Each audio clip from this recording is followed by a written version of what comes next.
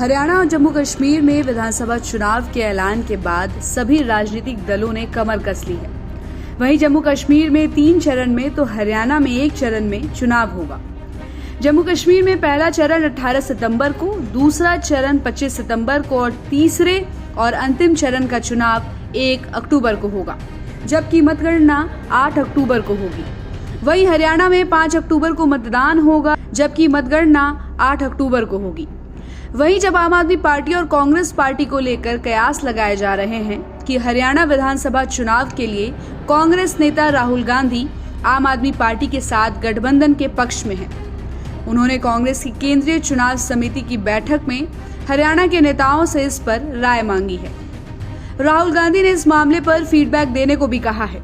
आपको बता दें कि कांग्रेस और आम आदमी पार्टी ने हरियाणा, गुजरात, गोवा, दिल्ली और चंडीगढ़ में लोकसभा चुनाव संयुक्त रूप से लड़ा था।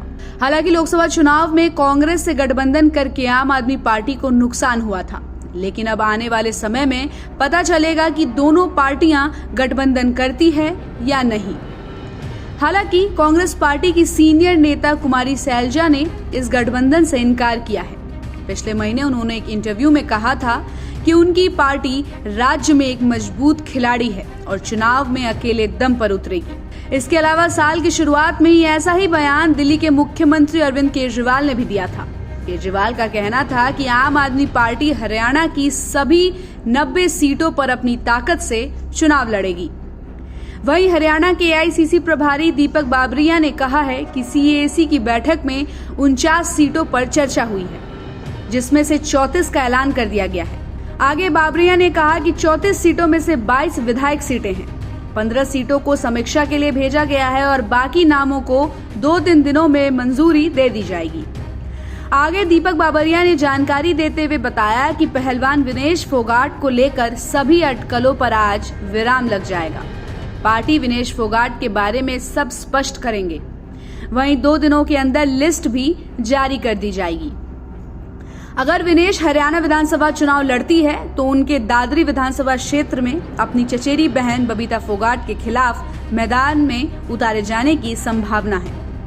इसके अलावा बाबरिया ने बताया कि उम्मीदवारों का फैसला करने के लिए सर्वेक्षण में जिन नेताओं के नाम सामने आए हैं, उनकी जीत की संभावना एक जरूरी क्राइटेरिया थी। बाबरिया ने कहा कि ऐसे उम्मीदवारों पर भी विचार किया गया जिन्होंने 2 बार से ज्यादा चुनाव नहीं हारे थे।